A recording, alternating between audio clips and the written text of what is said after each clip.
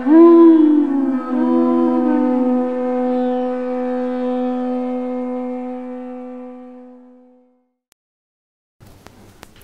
Namo Bhagavate Vasudevaya.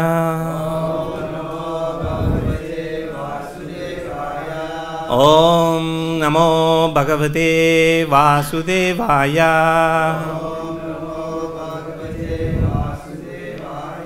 Om Namo Bhagavate Vasudevaya.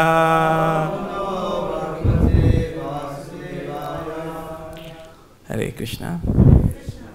So today we are reading from Bhagavad-Gita as it is, chapter 2, one of the famous verse, text number 13.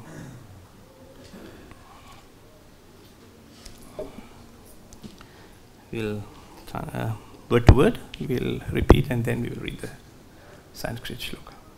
Dehino asmin yata dehe kaumaram yauvanam jara tatha deha praptihi dhiraha tatra na muhyati. Dehino asmin yata dehe kaumaram yauvanam jara tatha dehantara prapti dhiras tatra namuhyati. Dehinaha, of the embodied, asmin, in this, yata, as, dehe, in the body, kaumaram, boyhood, yauvanam, youth, jara, old age, tatha, similarly, deha antara, of transference of the body, praptihi, achievement, dhiraha, the sober, tatra, bear upon, na, never, muhyati, is deluded. Translation and purport by His Divine Grace. A.C. Bhakti-Vedanta Swami Srila Prabhupada. Jai Srila Prabhupada. As the embodied soul continuously passes in this body from boyhood to youth to old age, the soul similarly passes into another body at death. A sober person is not bewildered by such a change. Purport. Since every living entity is an individual soul, each is changing his body every moment, manifesting sometimes as a child, sometimes as a youth, and sometimes as an old man. Yet the same spirit soul is there and does not undergo any change. This individual soul finally changes the body at death and transmigrates to another body. And since it is sure to have another body in the next birth, either material or spiritual, there was no cause for lamentation by Arjuna on account of death, neither for Bhishma nor for Drona, for whom he was so much concerned. Rather, he should rejoice for their changing bodies from old to new ones, thereby rejuvenating their energy. Such changes of body account for varieties of enjoyment or suffering according to one's work in life. So Bhishma and Drona, being noble souls, were surely going to have spiritual bodies in the next life, or at least life in heavenly bodies for superior enjoyment of material existence. So in either case, there was no cause of lamentation. Any man who has perfect knowledge of the constitution of the individual soul, the super soul and nature, both material and spiritual, is called a dhira, or a most sober man. Such a man is never deluded by the change of bodies. The Mayavadi theory of oneness of the spirit soul cannot be entertained on the ground that the spirit soul cannot be cut into pieces as a fragmental portion. Such cutting into different individual souls would make the supreme cleavable or changeable against the principle of the supreme souls being unchangeable.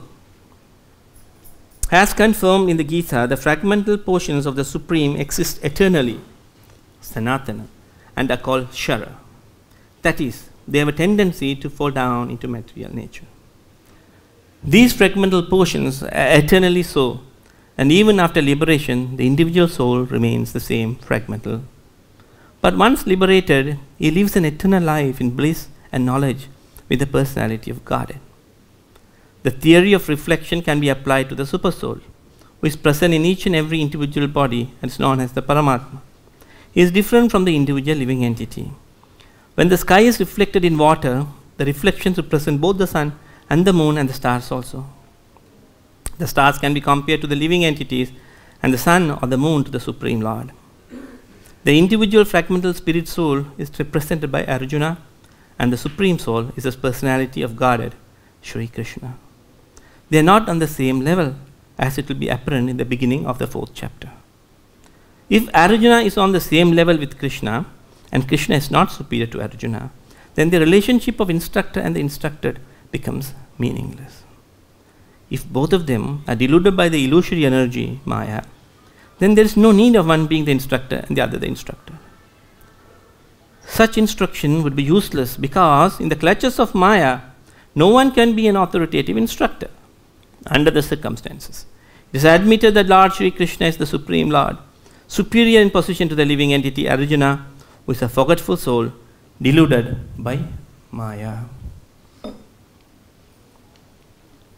Om Jnana Timirandasya Jnananjana Shalakaya Chakshurun Militam Yena Tasmai Shri Guru Ve Namaha Shri Chaitanya Mano Bhishtam Stapitam Yena Bhutale Swayam Rupa Katha Mahiyam Tadati Swapadantikam Namahom Vishnu Padaya Krishna Prashtaya Bhutale Srimadi Bhakti Vedanta Swami Tinamine Namaste Saraswati Deve Gauravani Pracharine Nirvishesha Shunyavadi Pashatya Dishadarine Vanchakalpatarupyasya Kripa Sindhubhya Evacha Patitanam Pavanebhyo Vaishnavebhyo Namo Namaha Mukam Karoti Vachalam Pankam Langiyate Girim Yat Kripatamaham Mande Shri Gurum Dinatarina Jatam Surato Pangur Mama Mantamatirkati Matsarvasvapatam Boja Radha Madana Mogana Jai Shri Krishna Chaitanya Prabhu Nityananda Shri Advaita Gadadhara Sri Vasadi Gaura Bhakta Vrinda Hare Krishna Krishna Krishna Hare Hare Hare Rama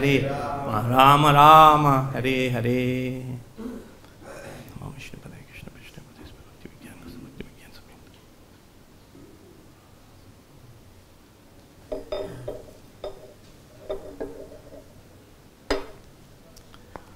Dehino asmin jata dehe kaumaram yauvanam jara tata dehantra prapti dhiras tatra na muhyati. As the embodied soul continuously passes in this body from boyhood to youth to old age, the soul similarly passes into another body at death. A sober person is not bewildered by such a change. This 2nd chapter, 13th verse is a very important verse. As any other verses are important in Bhagavad-Gita, this particular verse is important because this verse actually is the first step towards our spiritual acceptance. Unless a person understands this verse, at least theoretically, then of course comes practically. We cannot go further. That's the reason, if you see Srila Prabhupada's classes, if you check on the ISKCON Desiratory, this is the verse which was spoken by Srila Prabhupada most of the time. His Holiness Prahladananda Swami was mentioning this long time back when I heard this.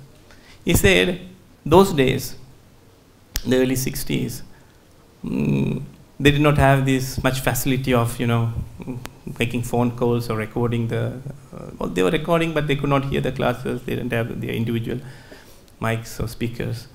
So they should somehow collect some coin money and they will call to the center where Prabhupada has been, and they will ask, what did Prabhupada speak today? And they will say, Prabhupada say that we are not the bodies, we are spirit souls. Oh great, oh yeah. Then Prabhupada goes to Los Angeles and they call again, Prabhupada Maharaj calls and asks, what did Prabhupada speak today? Well, they say today that we are not the body, we are spirit souls. Fine, then he went to New York. Then they found money, they got some coins, they called. Okay, what did Prabhupada say today? Well, Prabhupada said today that we are not the body, we are spirit soul. Maharaj said, I put so much money, I'm collecting, I'm putting. Again, I'm not the body, I'm a spirit soul. Why am I hearing again and again? Then one fine day, it clicked to Maharaj, yes, I'm not the body. I am spirit soul. Yes, this is the essence. Because this is the platform, although we hear it many times, the whole problem of today's atheism is based on this. The platform of spirituality begins when we understand this primary fact that I am not the body, I am spirit soul. The whole world is bewildered because of this. Great scientists are bewildered because of this. Recently, one of the greatest scientists left the world. What was his name? Stephen Hawking. Yes, Stephen Hawking. I wrote an article in Dandavat on this, about this leaving the body. He was a great scientist, of course, we should accept that. He had done a lot of research on the cosmos, on the black holes and etc., etc. But he was a staunch atheist. In his book, A Brief History of Time, this great seller, which was doing a good selling in the world. In this, he has mentioned that you must just understand how this world is going towards, atheism. He says in his book that the brain is considered as computer, and he feels that the whole existence of the body depends on this brain, and he says the other parts are the components. So naturally, when the components of the computer fails, the computer breaks down. So the body, when the brain's dead, the body is dead. There is nothing called life after death, or hell or heaven. This is all a fairy tale which is created by people who are fear of darkness or death. This is what his statement was about life after life. So this is very important to understand, because Krishna says in Bhagavad-Gita, Yad Yad Acharyati Shreshtas Tad Tad Evatano Janaha. People sometimes ask this question, what is the problem? Okay, it is this personal perception. Everybody has the personal, but this is the normal understanding in the material world nowadays, polished understanding. Do not disturb others. Okay, you have faith, fine. You are eating non-veg, fine. You are eating vegetarian food, fine. I am eating non-vegetarian food. Yeah, I am not disturbing you, don't disturb me. It's a very polished kind of a dealing. So, people ask, what is the problem? He had his notion, he had so much, what is the problem? But no, not at all. He is Yata Taddad Acharyati Shreshtas. He is an Acharya, a so-called person in the material science.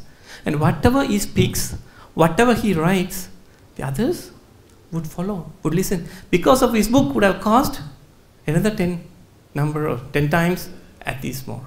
Because when people are not knowledgeable, not understanding the level of spiritualism, when the people have doubts, whether God exists or not God exists, the most of the people are theists. Although they may be theists, but they don't have strong faith. Because Shraddha is the beginning of our spiritual existence. Prabhupada writes that at least theoretically, in the beginning he writes, at least theoretically accept Krishna as a Supreme Lord before starting this. So, when people are not very convinced in this, when they read like these people, they are actually, all these scientists, they are considered as God. Because people see they are facts, they are scientists, they have so many degrees, they have so many research, and these people are saying that there is no God, then it shatters their faith. That's why Acharya Tishreshtas, we should be careful. So these people should not be allowed to talk. That's why Srila Prabhupada always wanted, he inspired Bhakti Swarup Maharaj, Ravindra Swarup, Bhakti Swarup Maharaj, Ravindra Swarup Maharaj, to work on the science and to destroy these faithless scientists. So when we understand, now why is Krishna speaking these particular words here? Because in the situation where Arjuna is completely disturbed, he doesn't want to kill his father, grandfather, his uncle, and he's disturbed and he's completely unable to fight. And Krishna starts speaking in Bhagavad-Gita from 2.1. Then he goes on, and in this particular verse he starts the spiritual instruction. And if you take care, if you look at throughout Bhagavad-Gita, this is the basic essence of understanding. If I understand I am not this body, I am spirit, soul, and I awaken this knowledge, then that is the perfection of Krishna consciousness. It is simple. We should understand that the soul, what is the, now Krishna says, Prabhupada explains here, a dhira. Who is the dhira?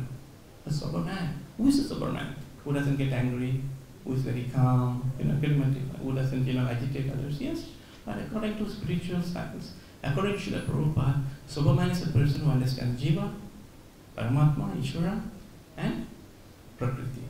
And these interactions is a sober man. How? Let us understand. Actually, first of all, we should understand. The first question I want to ask you is, how do you realize truth? How do you realize truth? But how do you realize the absolute truth? How do you perceive truth? First of all, what is truth? Who can tell me? What is truth? Truth is taught from the Shastra. Yes. Can truth be two? What? Can truth be two? I mean, it cannot be true. It is one, right? It cannot be maybe this, maybe that, which the scientific theories say. It may be this, it may be that. That's why they are not based on the truth. The truth means that we experience it. How do we experience it? That's what Bhagavad-Gita speaks on the 5 topics. Starts with Ishvara, Jiva, Kala, Prakriti, Karma. These 5 are the perceivance of truth. Through these 5 factors, we understand the truth, then we can understand Krishna. And this point, this verse, expresses understanding truth for the jiva. How the jiva can perceive the truth is expressed in this verse.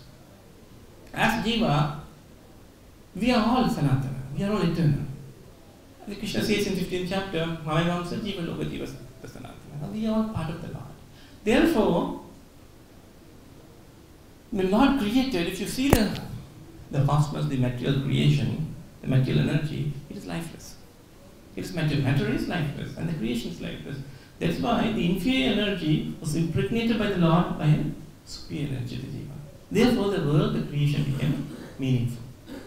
Now, when the jiva, who is Sachidananda, who is equal in quality with the Lord, comes in touch with this Antaranga Shakti, this Prakriti, the Maya, it becomes falls immediately into ignorance. Spiritual science is a science.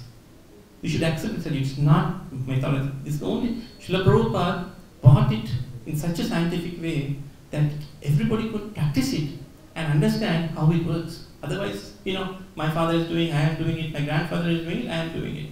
Then when the scientist of such caliber comes and says that there is no God, then we can say, yes, there is no God, what is the proof? So, when the jiva falls down into this material world, the mode of ignorance, when a child is born, he must have been born the proper mode of ignorance. That's why we say, Tamam Soma Jyotirgamaya. The soul is always in the Tamaguna when it comes down. So, through the practice of God consciousness, called Krishna consciousness, we come to the Jyoti, to the light, to understand that we are not the bodies, we are spirit souls. At least, Prabhupada said, theoretically, if we understand, I am not this body, I am spirit soul, we can start actually on the platform to propel our spiritual consciousness. It is very simple to understand. Prabhupada writes it here in many classes, he mentions this in his classes. Any fool, any uneducated person can understand that I am not this body. It's a simple experiment, simple understanding. Here Krishna has explained that Dekino Asmin Jata Deke Kaumaram Yauvanam Jara. Now you are here. This Prabhuji is here. Now he is in this age. Now if I ask him to give his photo when he was 5 years old, was he 5 years old or not? Yes. Will any scientist refute that he was not 5 years old? Nobody will refute, right? 100%. 5 years old. And if I take that photo, and I will take his photo when he was 20 years old, when he was 30 years old, and when he is now, all the photos look similar? No, they're completely different. You will show me, I will say, this is not you, this is a different human, this is a different person. But you simply say, this is me. How? Because you know, you feel. Now I am changed. I have come through various karma, we are going through this, and I don't feel much change in my body. I'm feeling just, okay, I'm getting disease, I'm getting one sick, my body is changing. But inside me, I don't feel I'm changed. I have noticed that I have become karma now in the Yavana, and we don't feel, right? We feel the same person I am. So only the body is changing, you can see. And not only that, in our body there are millions of cells, billions of neurons, and other muscles, tendons. All these things are changing every second, every minute, they keep changing. And when we take some food inside our body, we do not understand what the changes are going on. Immediately, carbohydrates begins to digest as soon as I keep it in my tongue. The enzymes begin to work from the saliva. Many things happening in our body which we are not conscious of. Our own body we are not conscious of. So we see they are the same person. I am in different stages, and then my body is changing from childhood, from baby, then to a child, then to a youth, then to manhood, then slowly to that old age, jara. Then finally, when the body is unfit, the soul cannot stay in the body. The Paramatma asks him, now let us leave. The Paramatma quits, then the body automatically. Why is it so that the scientists feel that all these changes that happen, now at the old age, the body leaves and the soul disappears. It is in the dark void. Is it difficult to understand? The body has been changing throughout the life. The soul has been active throughout the phases. And when it comes to the phase of death, the body becomes old, the soul becomes void. Or it becomes non-existent. This is not a sanguine understanding. Right? Am I right? Yes, it's not sanguine. So, this is a simple thing. So, Prabhupada explains that if he's a mad person, it's a different thing.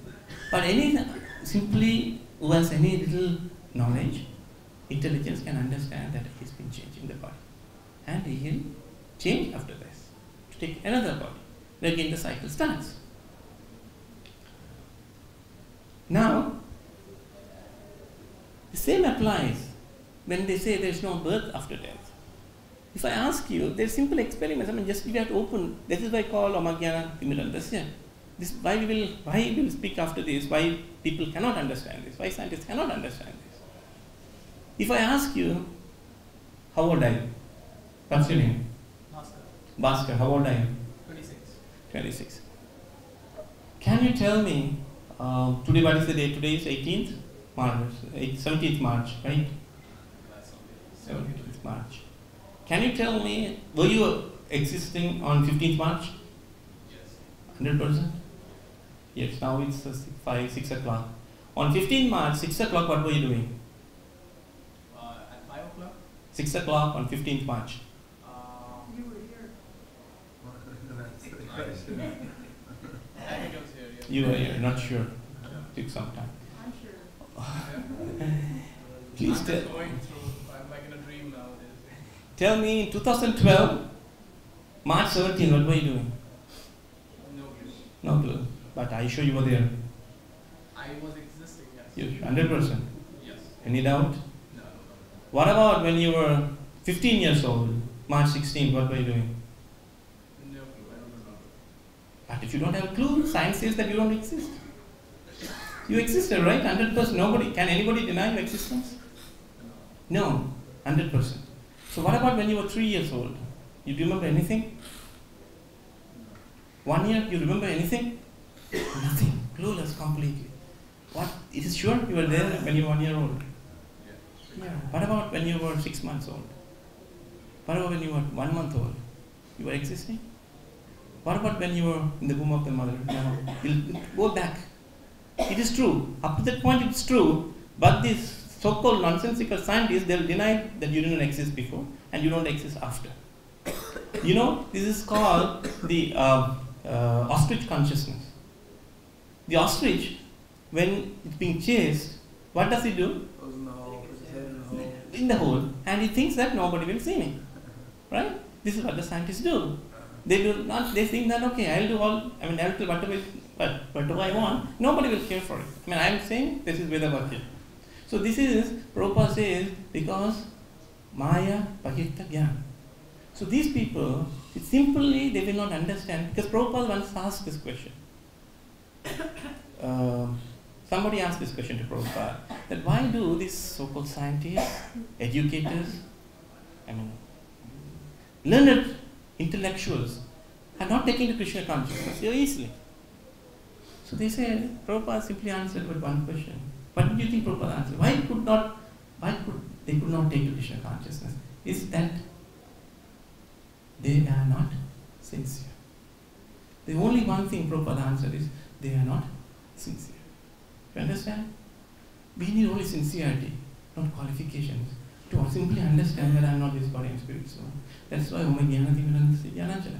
unless we get them, see, we may have so much of qualifications, we may have so much of everything. I may be born in a family, that is also due to my previous good karma. But unless until I get the mercy of the Lord, mercy of the Lord means mercy of His present. This knowledge will not be working because I told you, tamasama jyotirgamya. We are being born in tama. Unless until someone shows us light, that light can be shown only by Guru. Then our eyes can be opened. Otherwise, we will be eternally in darkness. That's why we should be always thankful to Guru. That's why he said, Brahmanda Brahma Ponite Bhakti-yoga Jiva Guru Krishna Prasade Pai Bhakti Lata Vichara. Because the Brahmanda, there are billions of souls wandering in various species of life. But those who are Bhagyavan, who is the Bhagyavan? See, everybody is a Bhagyavan. Because we are all spirit souls. We are all part of Krishna. Then we are all Bhagyavan. But those who have recipients of the mercy is those who give an oral reception to the message. How come you are all here? How come all of you have come to Krishna consciousness? No, he's a young boy. He has come here. There are many people are here in the material world. Billions of people are here and there. How come you came here? Because you gave somewhere, some devotee when he gave you a book, when he spoke to you, you heard him. Right? That is the point. That is small, This is the mercy actually of Sri Chaitanya Mahaprabhu. He sees a small light, in our heart it is completely dark. It's difficult to come. But Krishna, Chaitanya Mahaprabhu sees whether there is some hope. It's actually even more than Chaitanya Mahaprabhu, it's Nityananda Prabhu, who sees whether there is some space for this soul that I can give him. So when he came to this material world, Chaitanya Mahaprabhu, and actually they broke the storehouse of love of God, and they distributed it freely. So they were looking for the souls wherever there is some hope, some faith. That's why Shraddha is important. Some faith, then through that faith, the mercy will come inside. But these scientists, because they are puffed up, their pride is too much, there is no hope for them. It's complete. It's not that Chaitanya Mahaprabhu will not give. Prabhupada has not given their mercy. It's there. It's always available. It's up to us how to take it, how to reciprocate with it. So, now when we are speaking that I am not this body and spirit soul, sometimes we understand that, okay, yes, spirit soul, we are spirit souls, but the body can be ignored. Definitely not. That if you see the letters, many letters Prabhupada has written to his disciples, there are discussions between Prabhupada. Prabhupada stressed that always, and we also understand practically that the body has to also be taken care of. Because this is the vehicle in which we can sail. Just like a motor car. We have a motor car and I'm in the motor car and we travel in the car and we use the car to go to various places. And what do we do if I don't take care of the car? I do not put enough benzene, I don't do enough service. I cannot utilize the car. But at the same time, there is again an analogy given in Bhagavad-Gita, the cage and the parrot. We keep the cage for the parrot or the parrot for the cage? What do you think? Which is sanguine, which is logical? We keep parrot, the cage for the parrot, or parrot for the cage? The parrot in the cage. Yes. Why? Yeah, it's a logic. We keep the cage. We keep the cage for the parrot, right? If the parrot is not there, there's no use of the cage. So if we keep the parrot inside the cage and we take care of the cage, so go nice cage, we polish it, we take care, we brush it, we clean it, very nice. But he forgot to feed the parrot. At the end of the day, what happens? The parrot dies. And that is what we call, in medical term, operation success, but the patient died. You know? What does it mean? Our spiritual practice is such that we do everything, we chant, we are still doing, it's nice. It's like the operation, spiritual. It's success. But unless there is self-realization, unless we really connect ourselves in the progress, the patient died. That means the process is not successful. So this is very important, that although we understand that we are not the body, we are spirit soul, we have to take care of the body as well as utilized in Krishna consciousness. Then the body will be spiritual. Rupa Goswami gives the example of the iron rod in fire. If you put the iron rod in fire, the iron rod becomes fire. It is no more an iron rod. You touch the iron rod on anyone, it exactly acts like a fire rod. As fire. So this spiritual body, if you see, that's why acharyas, when they leave the body, we do not burn them, we bury them. Because their bodies are not different from spiritual. They can emanate all spiritual values or spiritual effulgence from the same bodies. In this connection, there's a nice story in Srimad Bhagavad, the 9th canto, of King Nimi. King Nimi was a very, very, very pious king. He was a Rajarishi. Rama comes also. Before that, he comes at the same time as Surya Vamsha. And his father was Ikshvaku. Who was Ikshvaku's father? Shridadev. Manu. Who was Manu's father? No. Surya. Vivasvan. Right? Have you heard this from connection somewhere? The Bhagavad is the parampara. Parampara. Krishna says in the 4th chapter, right? First verse. Krishna spoke this knowledge to the son, God Vivasvan spoke to Manu, and that is Shridadev, and he spoke to Ikshvaku. And Ikshvaku's son was King Nimi. And King Nimi was a very pious king, very Rajarishi. So one day he wanted to do a grand yajna, very opulent yajna. While that he started the yajna and he wanted a main priest who could conduct this yajna. So he called his Guru Vasishta Rishi to come and take over the yajna. But Vasishta Rishi told, yes, I'm most welcome, I'm happy to do this, but I have already agreed to Indra that I have do a yajna to him. So please hold on, when I come back, I will do your yajna. But Nimi was such a self-realized person. He was thinking, even one moment wasting, I don't know how long I'm going to live. I mean anything can happen. Why should I stop this yajna? I should do it. So he called some other brahmanas and conducted the yajna. The yajna was going on. Then Indradev came down, and Indradev saw that he has already started the yajna without his presence, whereas he has told him to wait. So generally they get angry. So Vasishtadev cursed King Nimi that may your body fall down immediately. He cursed him to die. So Nimi also understood that it is not his fault. It is not his fault. So he counter-cursed, may your body shall also fall down. He counter-cursed him. So immediately Vasishtadev fell dead, and Nimi also died. And Vasishta, of course, then took birth. It's a different story. He came back. But Nimi died, and the sages, yajna is going on. So what they did, they preserved in chemicals. It's in herbs, liquid herbs. They preserved his body. This is science. The science was well developed those days. Now we can't do that. What we can do it is embalm. We can remove all the parts of the body and keep. That's all we do it now. Because we don't have those parts. Those days they had this science. So they were keeping his body. And after the yajna was over, all the demigods had been present in this yajna. And they requested the demigods, now kindly give life to our king. Because now there is no king, he should come back and start. Then the demigods were ready, but Nimi said no. He said, no, I am not going to come back into this material body, in this material world. Please don't call me back. At the same time, he started to glorify. He said, yes, the body in this material world is useless. But although it is useless, if it is a devotee for a devotee, it is meaningful. Even though in his present body, it is spiritual.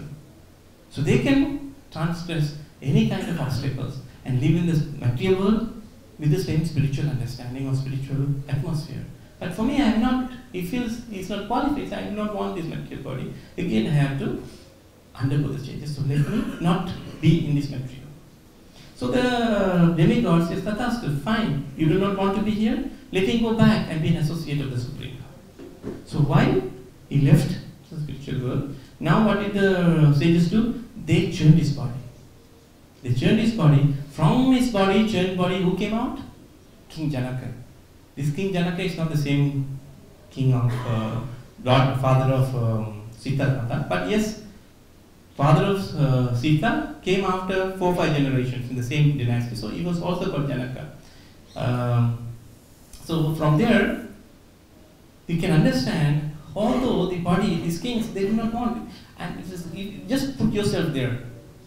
If somebody says, I'll give you back life to a millionaire or billionaire or even to us, they are ready to pay any amount of money to revive our body. Right? Although it may be useless and may not be useful for this material world. So this was the consciousness of these people at the time. And because of this consciousness, please understand, because let us little bit focus, understand, the material world is getting into so much cruelty because of the understanding of that I am this body. The first two, the topmost are the two things, the cruelty is going on in this material world.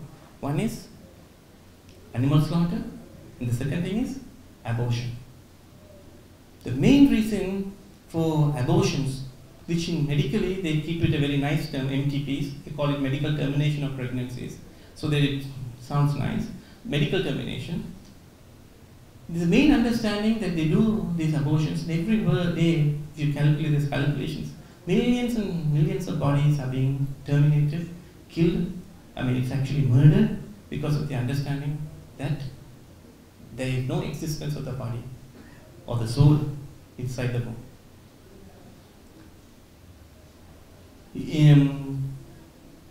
In the hospital, before I was working, we actually cancelled these MTPs. We were not allowing the doctors to do medical termination of pregnancies, and I was very strict, we did not allow them. So one gynecologist came to me. She was a renowned gynecologist in Bangalore. She came to me and said, Doctor, do you understand how much money it will bring to your hospital if you do this? This is going to be you are losing a big chunk of money by not doing this. First of all, I felt so miserable, angry, but of course I cannot scream at her. Then I tried to explain to her, and I told, even it will bring 1 to 2 or 3 crores for me a month, I am not going to do this. And it was mentioned very clearly in the appointment orders, no MTPs allowed strictly this school. And even if they were done due to some pathological reasons, I used to check, and we had to stop that and question the doctor why she did it.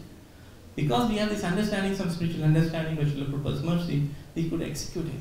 Otherwise in the world, nobody understands this. The main reason for this is, basic is this. That's why Srila Prabhupada says, the beginning of spiritual understanding begins from understanding I am not this body, I am spirit soul.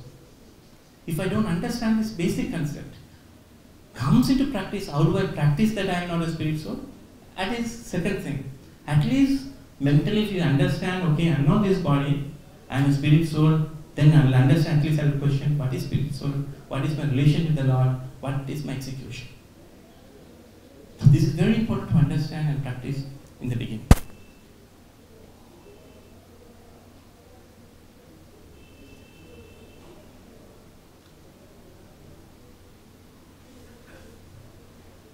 So as a soul, we understand when we are where our destination is. For example, if I am traveling in a plane, and I sit in a plane and someone asks, where are you going? I say, I do not know where I am going. I just saw a plane, I sat in it. I took a ticket. How does it look like? Or somebody comes to you, and you're driving and he stops and asks you for a ride and he sits with you and asks, sir, where are you going? I do not know, I'm just driving. It doesn't look like me. Right? Same thing, as a spirit soul, when we enter this material world, we should understand what is our journey, what is the purpose of our journey. Atato Brahma Jijnasa. That's why the first aphorisms of the scriptures, Vedanta Sutra is Atato Brahma Jijnasa. Inquire into the absolute. Inquire into who am I, why I have come, why is the purpose of this world, why I am here. So this all can be understood when we come to the knowledge of Gyan. For this, again, as I told you, we should have the mercy of Guru and Krishna. As we are all merciful, mercifully here because of the mercy of the spiritual master and Sri Chaitanya Mahaprabhu Krishna. The same mercy will flow when we share this mercy to others. That's why Krishna says, those whoever give this knowledge to others, shares this knowledge with others, is very dear to me. I consider them equal to me. So when we understand this knowledge, at least we are not these bodies, we are spirit souls. We should at least to some level need to share it with others, because most of the people in the world who are doing sinful activities, illicit activities, the mode of tamakuna, are doing not because they want to do it, because they are suffering. Just like the dharma of the salt is to be salty, sugar candy to be sweet, dharma of the soul is to be ananda, to be happy. Right? That's the reason we wanted to enjoy, because the soul wants to enjoy eternally. Ananta Ananda, it wants to be eternally happy. But when it's locked into these bodies, one of the 6,400,000 species of bodies, it is restricted towards this happiness. Therefore, we try to exploit the nature and try to see whether I can enjoy through this way, enjoy through this way, enjoy through that way, various ways. But we are unable to understand, unable to perceive the real Ananda, because we are locked in this restricted capsule where we cannot expand our happiness. So, my dear devotees, the thing is that we should take the mercy of the Lord through various ways, by reading, by chanting, by associating with devotees, by hearing Srila Prabhupada's books, by hearing Srila Prabhupada's lectures, reading Srila Prabhupada's books. It's very important that we read Srila Prabhupada's books. Important is Prabhupada's books we should read daily. There may be many books by many authors, that's fine, you can read them also, but it is very important for us to connect to Srila Prabhupada. Srila Prabhupada is the Acharya, and his mercy is flowing all the time through his books, and he leaves the books forever. So we should always try to read, especially Srimad Bhagavatam in the mornings, or any other Prabhupada's books in the mornings. We must keep it as a duty, so that we keep in connection with Srila Prabhupada, so that we can come into the, although we are initiated, or we have been practicing Krishna consciousness for a while, but still this tamaguna is always within us, within our bodies, because we are born in that, and this material nature is such, this prakriti, it's made in this mode of nature. So to come out of it, propel out of it, we need a good fuel engine. That is what Srila Prabhupada's books can do for us. It can propel us fast outside. Otherwise, it's a very dangerous place to be in. Like what Siddhanta Saraswati Maharaj said, it's not a same place. It's not a place for a same gentleman. So this is the secret. So Krishna says, as the embodied soul continuously passes in this body, from boyhood to youth to old age, the soul similarly passes into another body at death. A sober person is not bewildered by such a change. So the sober person, the Dhira, who understands Ishvara, Jiva, Prakriti, according to Srila Prabhupada, is a sober person. So we should understand how the material nature works, Prakriti works, how the Jiva is connected, how Paramatma is connected. As I told you, how we can realize truth. So this is Jiva.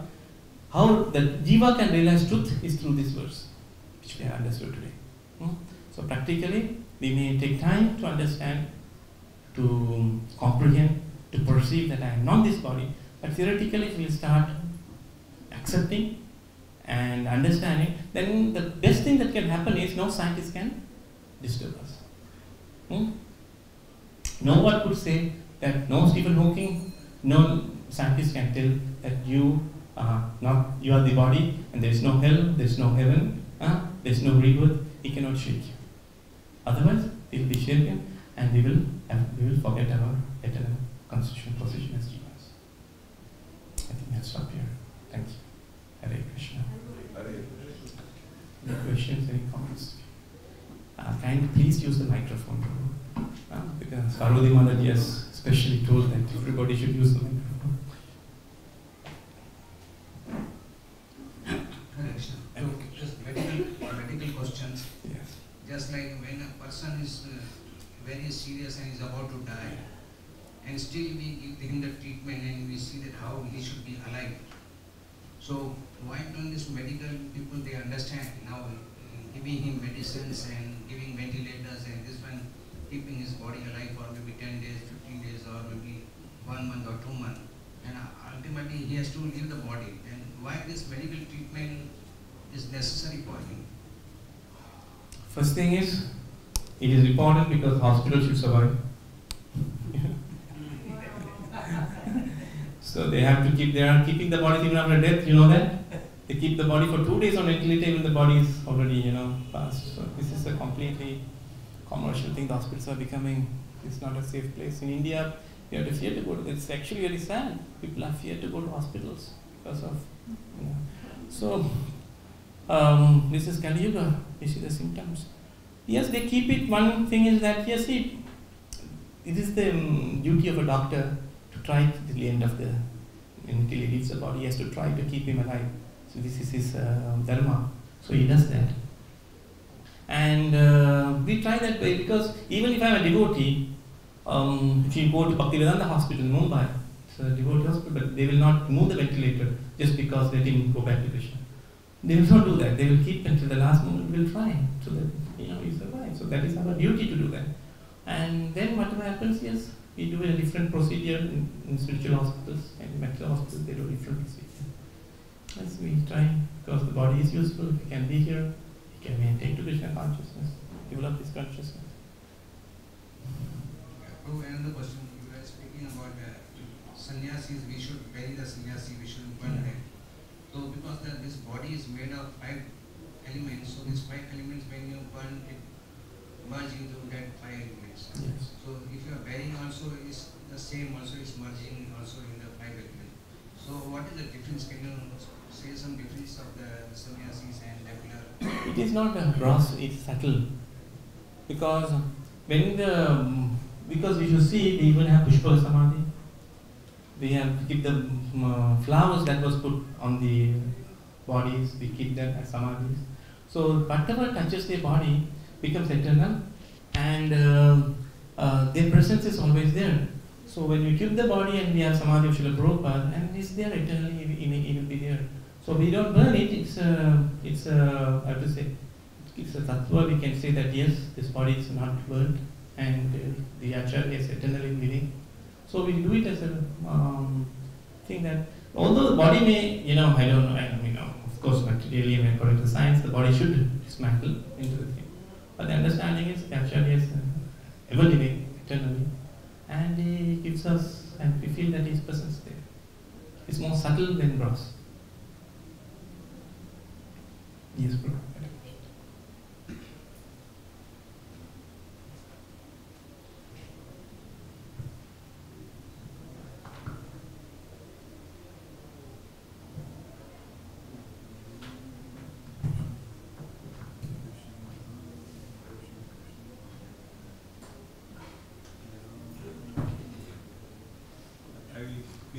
It's come. I heard, Prabhuji, that body should not be donated for the educations. Is it right? Execution in the sense for medical college, yes, so yes. they can use for Yes. teaching the students. Yes. And according to the Vedic civilization, it should Yes. not be given as a donation for the education purpose. Yes. Is it right? Yes, 100%. You should not give this. So It's very what much is, what is the philosophy behind the all philosophy? this? See, the body, the soul is always the. If it is not a realized soul, the soul is always attached to the body. You know that is why the verse is we are always attached. The body leaves the soul leaves the body. One thing it may want to come back to this body, or if it hovers around, it may again be attached to its body. And second thing is a dead thing. Keeping in a donate, I mean, keeping in a, of course, for medical purpose, yes, they have to do, they have a cadaver, they have to do this thing. But on a personal point, it is not very spiritual. It is mainly because the soul may go around and not to enter back, something like this. So what is the reason not to kill, according to Vedic? That's why the soul may want to come back into this body. Yeah, but anyhow, it is, once it is a burn or body or Yes. throw away. Yes. So the people have a tendency to let us utilize that body or donate the eye. Yes, but actually, according to the Vedic system, we should not do it because particular reason I am not sure. If other control can.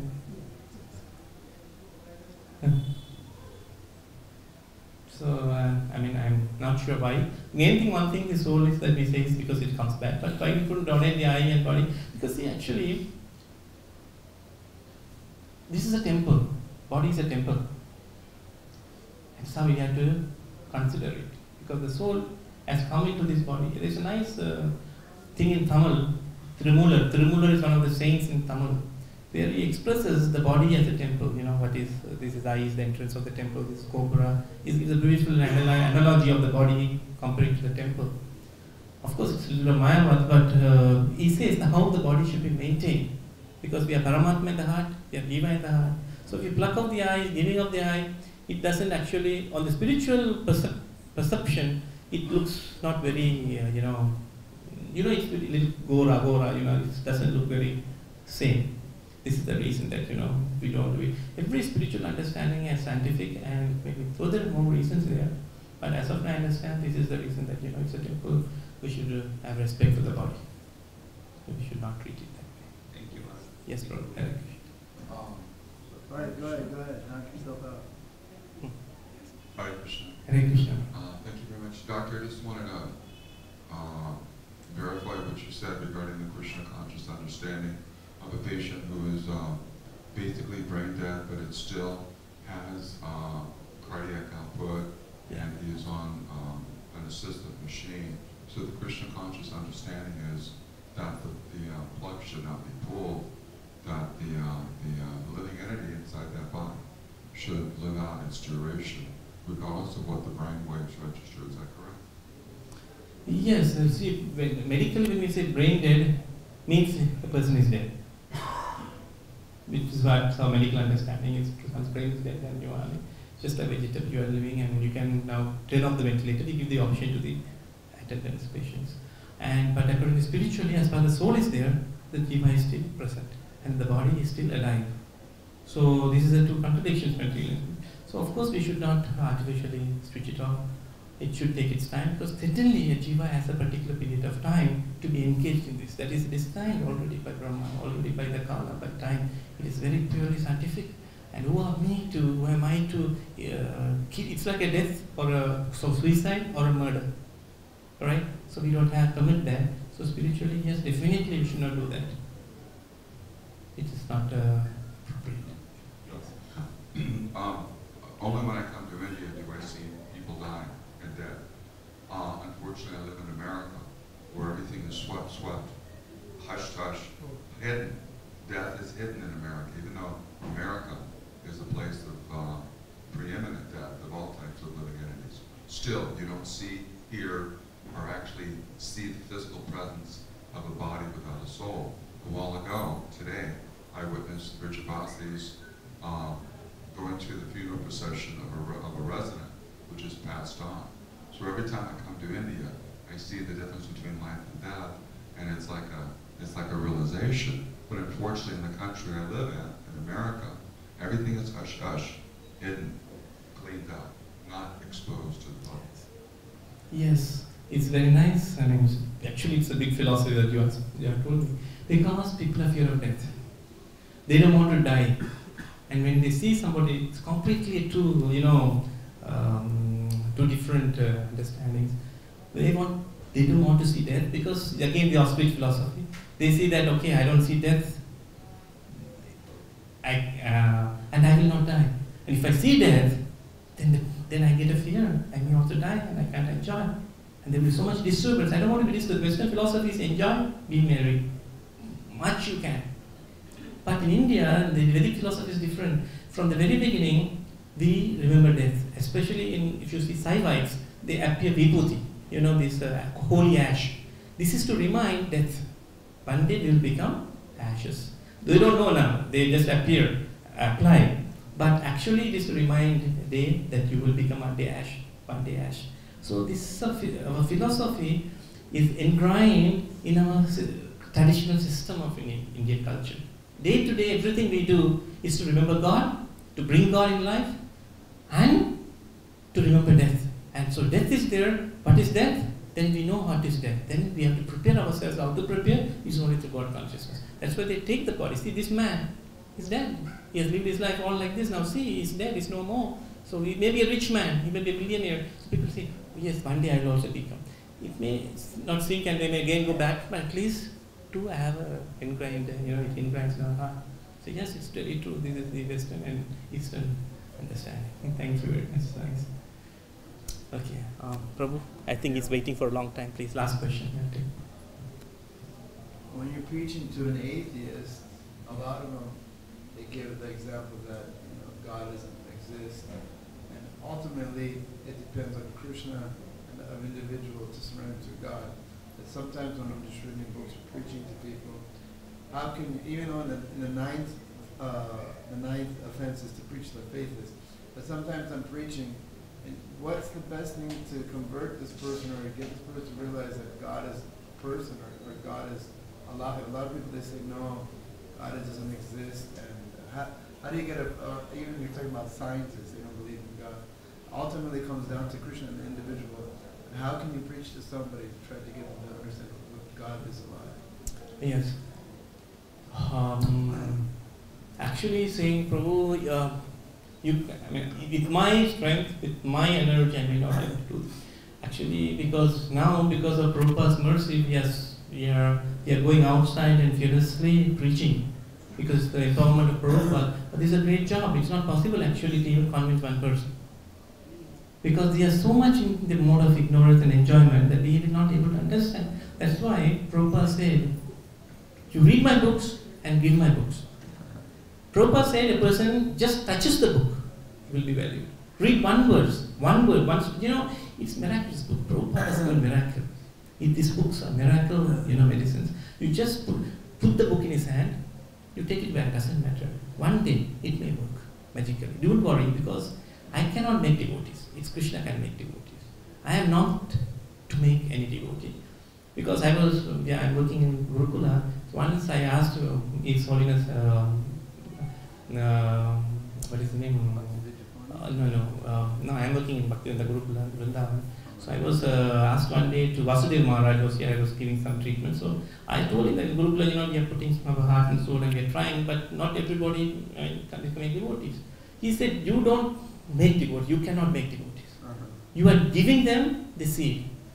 Whether they become devotee, that is up to Krishna and Prabhupada. You don't worry about that, you just give them the platform that you are doing it.